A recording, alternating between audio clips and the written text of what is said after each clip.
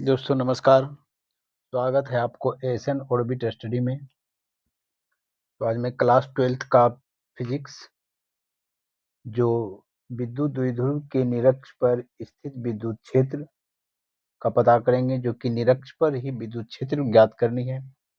तो सबसे पहले सदिश घटक को देखना होगा, जो कि यहाँ है।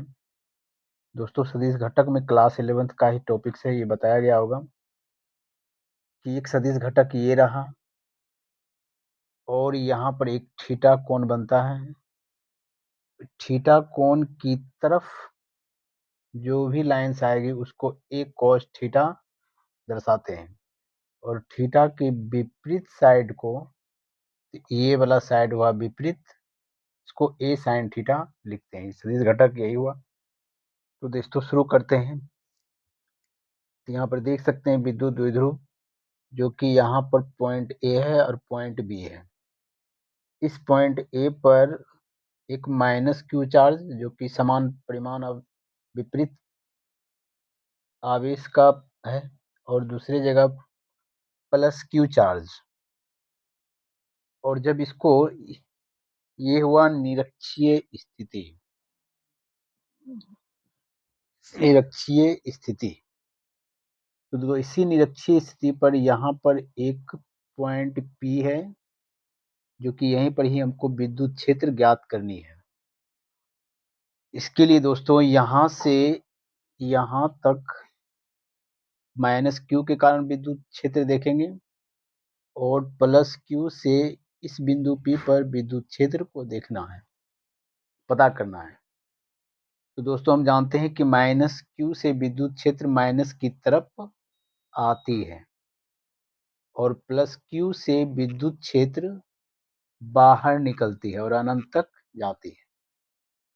तो ये हो गया -q से जो विद्युत क्षेत्र होगा, जो -q की तरफ आएगा, तो -EQ, और +q से जो कि बाहर निकलती है E+q, E से इलेक्ट्रिक फील्ड, इसलिए इसको डिनोट करते हैं E से। तो दोस्तों ये दोनों के बीच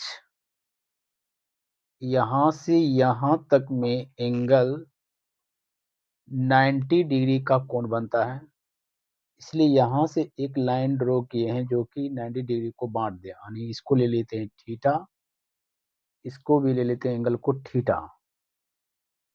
अब दोस्तों यहाँ देखेंगे इस थीटा के विपरीत वाला साइड ये है, ये हो जाएगा E+q sin थीटा, और थीटा की तरफ वाला ये लाइन ये होगा E+q cos थीटा, जस्ट ये वाला सदिश घटक से।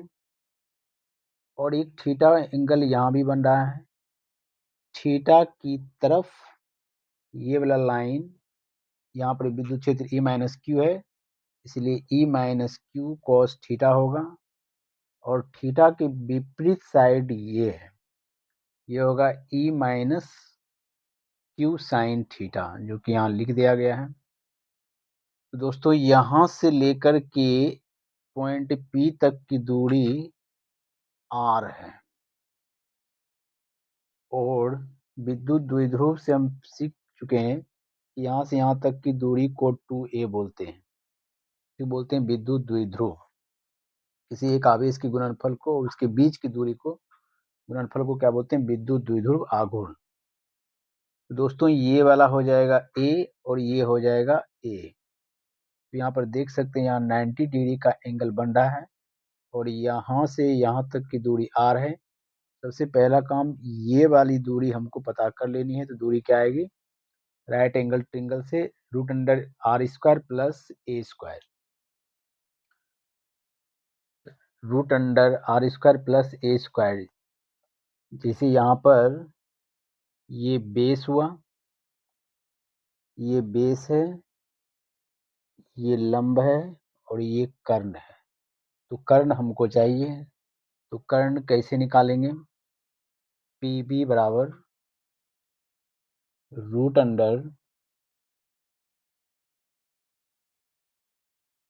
√OP के स्क्वायर प्लस OB के स्क्वायर, जो कि OP है R का स्क्वायर और OB है A का स्क्वायर। तो ये वाली हमको आ गया root under A square plus root under R square plus A square. दोस्तों यहाँ पर जितनी भी बातें हुई है उस बातें को पॉइंट को मैं यहाँ लिख दिया हूँ, आप इसको देख सकते हैं।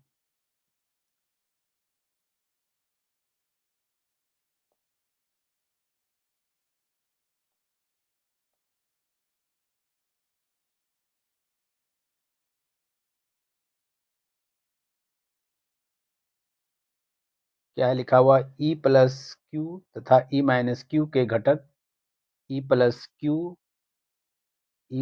क्यू कोस थीटा एवं E minus Q cos theta एक ही दिशा में होने के कारण जुड़ जाते हैं तथा इनके घटक E plus Q sine theta एवं E minus Q sine theta एक दूसरे के विपरीत होने के कारण एक दूसरे को निरस्त कर देते हैं। यहाँ पर दोस्तों एक दूसरे होगा, एक दूसरे को निरस्त कर देते हैं। तो आप जस्ट फिगर में देख सकते हैं कि ये दोनों ये लाइन और ये लाइन एक दूसरे के विपरीत दिशा में, ये वाला लाइन और ये वाला लाइन कट जाएगी और ये वाला E cos theta, E plus Q cos theta और E minus Q cos theta दोनों एक ही दिशा में होने के कारण ये दोनों जुड़ जाएगी। जुड़ करके क्या होगा, तो नेट विद्युत क्षेत्र क्या बनता है, नेट विद्युत क्षेत्र बनता है E plus Q cos theta plus E minus Q cos theta. तो दोस्तों E cos theta plus E cos theta यानी यहाँ पर E minus E plus Q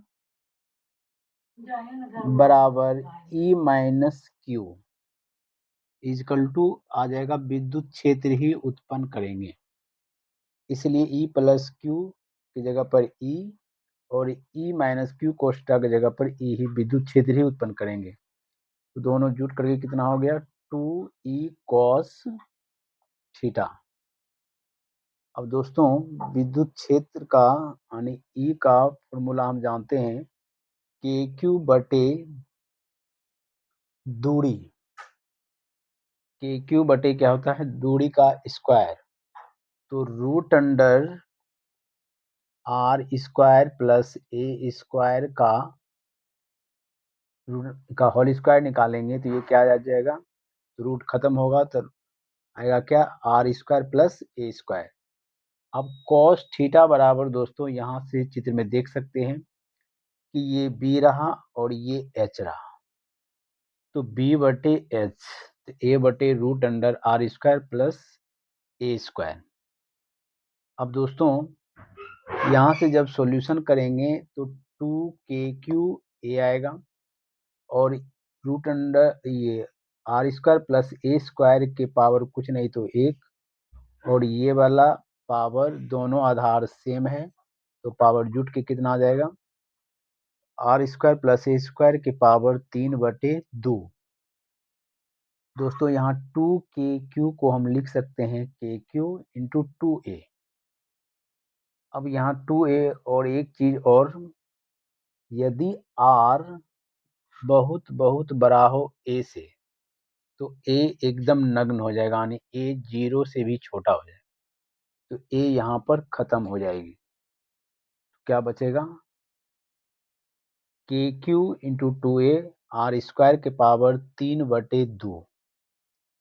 अब यहाँ से दोस्तों R स्क्वायर ये वाला स्क्वायर और ये बटा वाला ये दो से ये दो कैंसिल, तो बचेगा क्या, और ये Q इंटू 2A को हम लिख सकते हैं P विद्युत द्विध्रुव आघूर्ण, तो E बराबर आया KP बटे RQ। तो फाइनली निरक्ष पर विद्युत क्षेत्र यही होता है। अगर एक्सप्लेन अच्छा लगा तो वीडियो को लाइक करें और सब्सक्राइब करें। Thank you.